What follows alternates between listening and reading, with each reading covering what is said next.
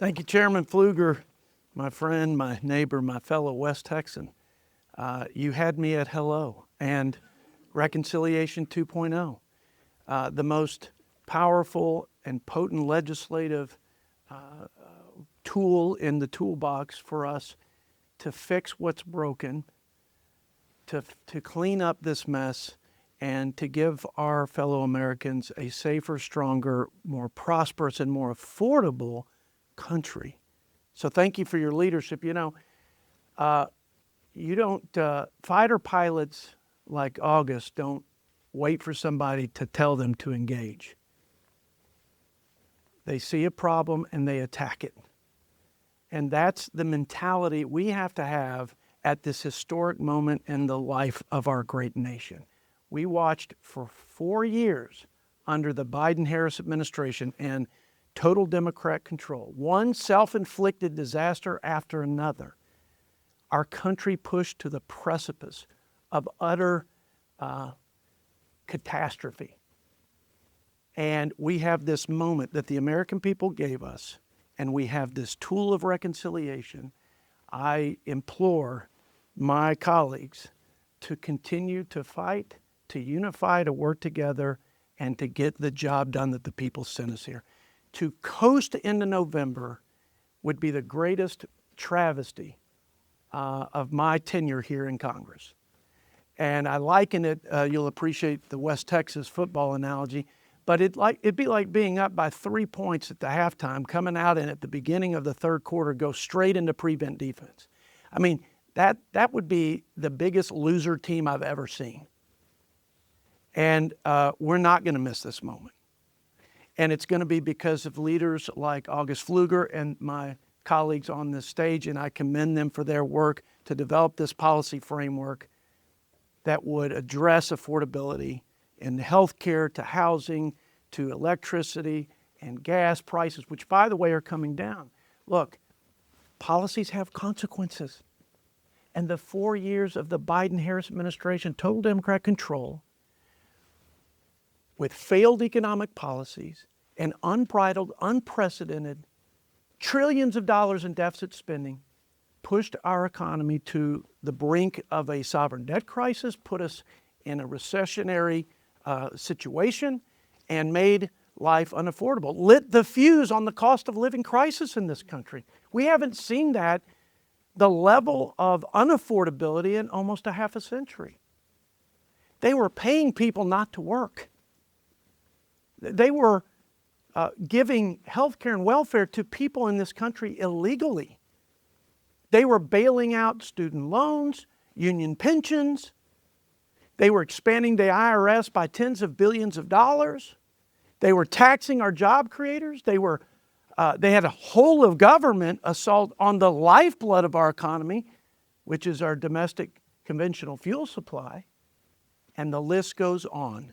That was the Molotov cocktail that put us in an economic tailspin and put our families, our working families, in a bad way, okay? What did we do? The American people gave us unified Republican leadership, gave us Donald Trump, a new CEO, competent leadership. They want common sense policies, and they want to be able to feed their families and pay the bills. So we passed the big, beautiful bill. It's big because it was the largest tax cut, spending cut, welfare reform, energy dereg in the history of our country. It's beautiful because of its impact on our fellow Americans who are struggling every day because of the disaster, the self-inflicted disaster of the Biden failed economic agenda, right? Look at what's happening. Real wages are up for the first time in 4 or 5 years prior to the Biden administration because they're outpacing inflation. Core inflation is coming down. Interest rates in the long term and short term coming down. Business investment up. Consumer spending still strong. Growth 4.3. We put a 2.6 assumption in our big beautiful bill, and you would have thought, people went crazy. Are you sure you can achieve 2.6? 4.3 last quarter, the quarter before, 3.8. because policies have consequences. And economic freedom, instead of lighting the fuse of inflation with bad policies, we're lighting the fuse of prosperity with economic freedom. And by the way, largest tax refund, $100 billion roughly. Another $100 billion in less withholdings. People are putting more money in their pockets. And listen, and I'm just talking about the affordability issue. I do think it's the most important issue for November. I think it's the most important issue for the American people. They have total confidence that President Trump's going to secure the border. He's going to enforce the law and keep them safe. And he's going to restore respect on the global stage and peace through strength. But the question going into November is, can we accelerate what we're seeing with gas prices coming down, rent coming down, mortgage rates? People paid an average of $1,000 more for their monthly mortgage, $1,000 more because of the failed policies of the Biden administration. Just in a year with good economic policies, they're paying $200 less.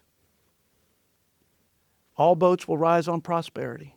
We had the lowest poverty rate in recorded history when we put these policies in place in the first Trump administration. We've got to double down like never before because we got to dig out of a big hole and we got to reverse the curse. And that is what this is about up here. And that's why I love these guys and I commend them for their efforts.